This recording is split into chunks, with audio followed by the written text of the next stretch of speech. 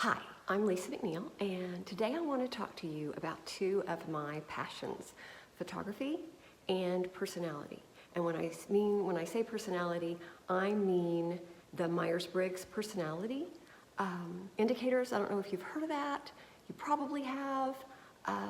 Most major corporations use these to help place their people in the correct areas of work based on their passions and their strengths.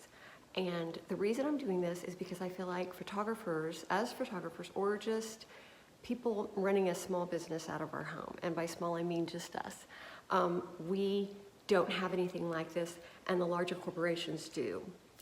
In fact, I believe all of the Forbes 400 uses this. And my husband one day just got an email that said, "Hey, real quick, can you send me your MBTI?" There's the shorthand for it for Myers-Briggs.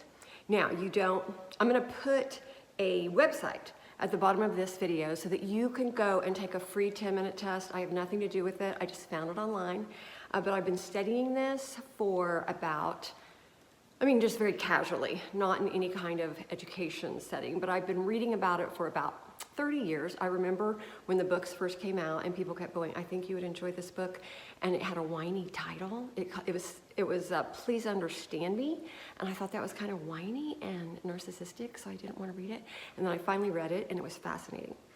So today, I just want to cover the first letter, which all of us can kind of relate to, and that is whether you're an extrovert or an introvert. Now, you may already know this about yourself, or you may be confused, because I think people would consider my husband an extrovert because he is very high energy and he talks to you in a very animated way, and he talks all day long on the phone or in person, but he's not. He is an introvert and he gets drained by that. That drains him.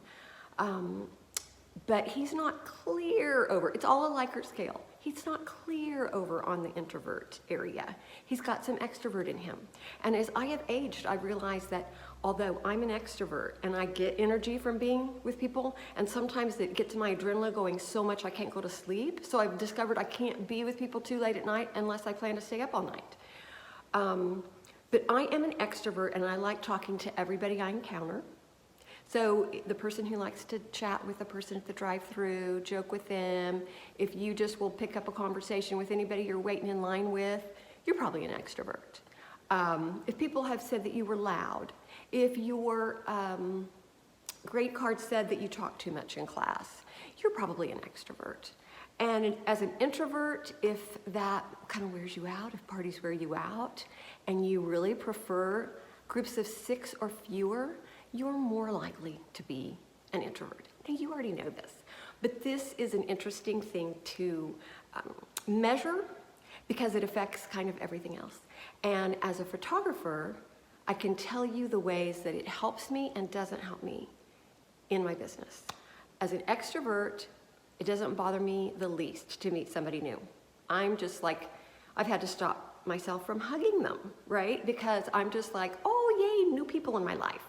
So as an extrovert, I really like meeting new people. I have no problems asking questions, trying to get to know somebody. So that part of it doesn't bother me. And I don't mind being out in public and being conspicuous by taking pictures in a downtown area.